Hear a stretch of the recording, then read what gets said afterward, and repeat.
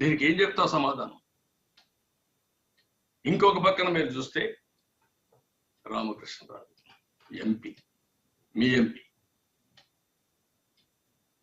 విభేదించారు, మా పార్టీలో విభేదించారు, మీ దగ్గరికి వచ్చారు, మీరు మీటింగ్లు పెట్టుకుంటున్నారు, తిట్టిస్తున్నారు.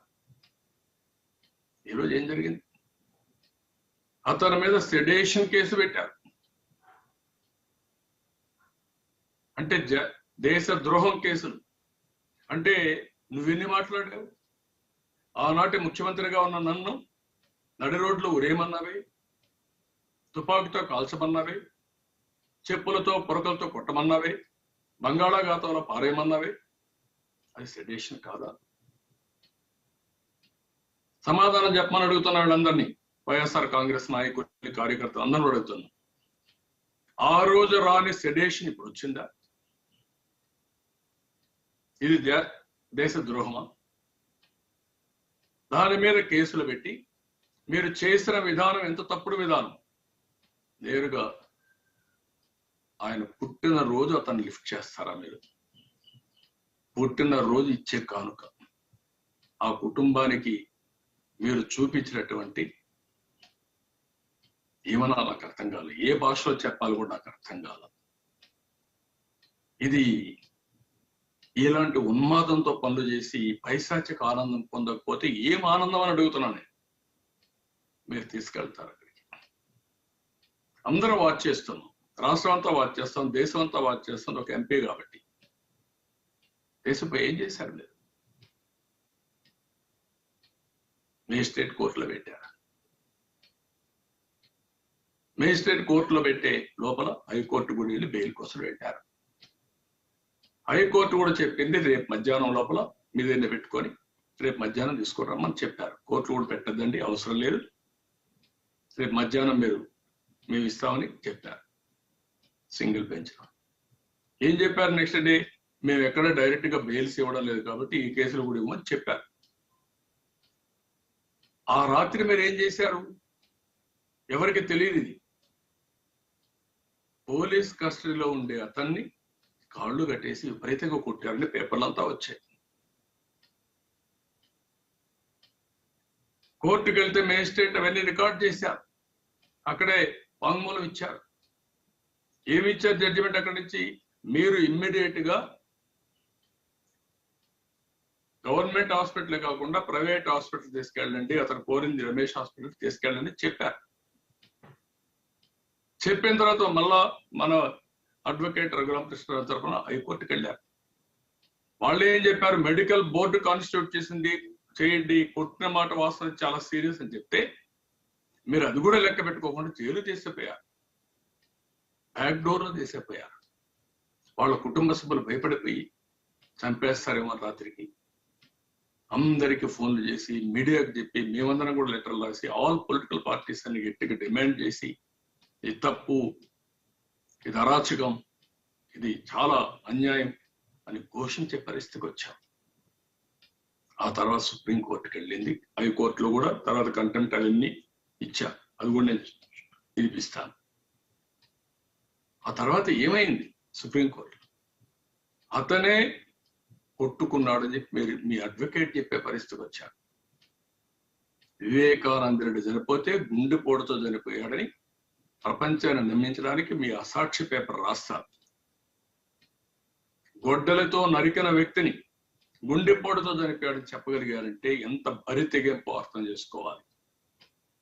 నిన్న మీ కస్టడీలో ఉంటే సుప్రీంకోర్టు ఆ మాట అడిగారు. జ్యుడిషియల్ కస్టడీలో ఉంటే ఆయనే కొట్టుకున్నాడా అని అడిగే పరిస్థితి వచ్చిందంటే చాలా స్పష్టంగా ఫైనల్ గా సుప్రీంకోర్టులో నిన్న మాట్లాడినప్పుడు చాలా క్లియర్ గా చెప్పారు.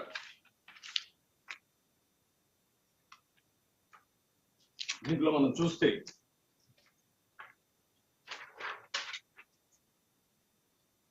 charges against the MP Raghuram are not such that custodial interrogation would be required. We deem it fit that Raghuram-Krishnaraju be released on bail. We are at the prima facie opinion that the petitioner was possibly ill-treated in police custody. Supreme Court చెప్పినప్పుడు we can prima facie form an opinion that petitioner was ill-treated were in police custody. అంటే ఏంటి? We deem it proper to consider the bail application on merits in our views, considering the injuries as reported by Medical Board of Army Hospital. We can prima facie form the opinion that petitioner was ill. అంటే మీరు ఎంత too much అండి ఇవన్నీ. అక్కడ హాస్పిటల్లో మీ party functionary wife అక్కడ ఉంటే వాళ్ళతో ఒక బోర్డు వేయించి రిపోర్ట్ ఇప్పిస్తారా మీరు? ఇంకొక పక్కన ఆ సమయంలో కస్టోడియల్ దీంట్లో ఉంటే, జ్యుడిషియల్ కస్టడీలో ఉంటే అక్కడ సిబిసిఐడి చీఫ్ అక్కడికి వెళ్తారు హాస్పిటల్కి. ఏంటిది? అంటే మీరు ఏమి చేసినా వివేకానంద రెడ్డి చంపినా దిక్కు లేదు కాబట్టి ఎవరినైనా చంపేసి అనుకుంటున్నారు ఈ రాష్ట్రంలో. నేను అడుగుతున్నా మిమ్మల్ని స్ట్రైట్ క్వశ్చన్, ఏంటి ప్రవర్తన? నిన్న ఒక సీనియర్ అడ్వకేట్ సుప్రీం కోర్టులో మాట్లాడుతూ, అంతా బ్రాడ్కాస్టింగ్ అన్ని వచ్చాయి, అందరం వింటున్నాం, అతనే పోతూ పోతూ కాలుకి గాయం చేసుకున్నాడు అనే విధంగా మాట్లాడితే ఇంకా ఈ దేశంలో ఏ విధంగా మనం అన్వయించుకుంటామండి? దీనికి సమాధానం ఏమైనా ఉందా? నేను అడుగుతున్న స్ట్రైట్ అవే. నిన్న హైకోర్టులో కంటెంప్ట్ సోమోటో తీసుకొని కడాన వాళ్ళు మాట్లాడినప్పుడు మీరు చూస్తే చాలా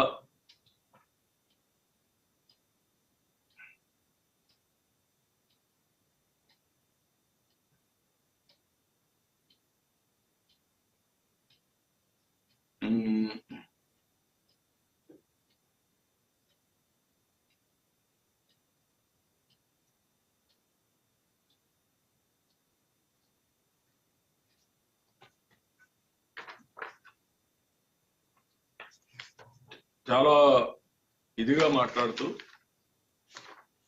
అక్కడుండే అడ్వకేట్ కూడా మాట్లాడిన విషయాలన్నీ కూడా కోట్ చేస్తూ, మేము సోమోటో తీసుకున్నాం, ప్రైమా ఫేసి అని చెప్పే పరిస్థితికి వచ్చారు.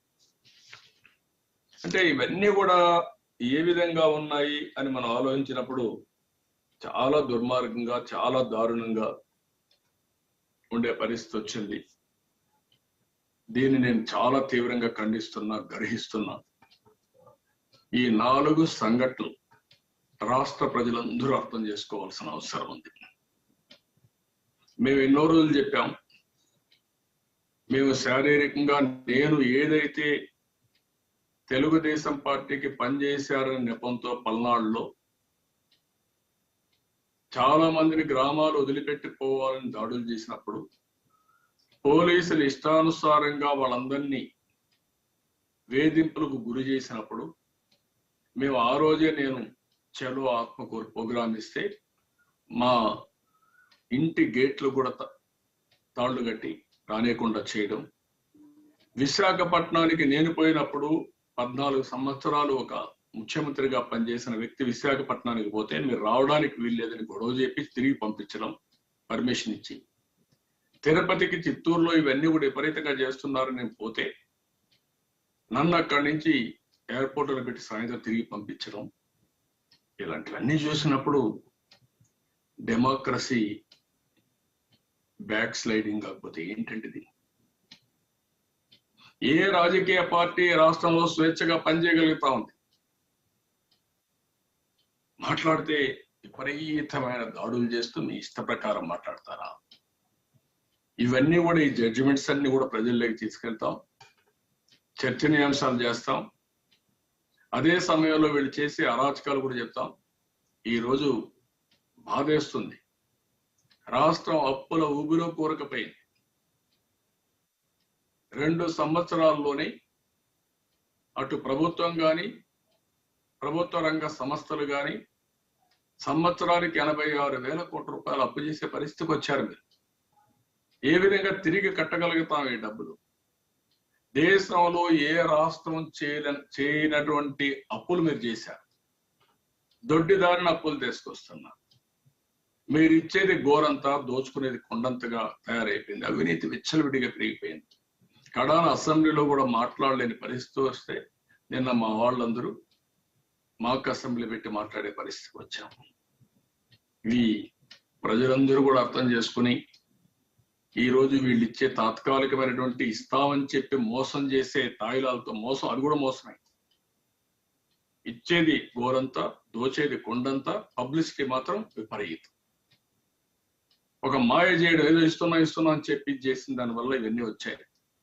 టోటల్ గా కరోనా హ్యాండిల్ చేయడంలో ఈ ప్రభుత్వం పూర్తిగా ఫెయిల్ అయింది. దానిపైన ఎవరన్నా మాట్లాడితే వాళ్ళపైన దాడులు చేయడం, ఇంకో పక్కన ఎక్కడికక్కడ విపరీతమైనటువంటి ఒత్తిడి తీసుకురావడం, ఇది చాలా దుర్మార్గం.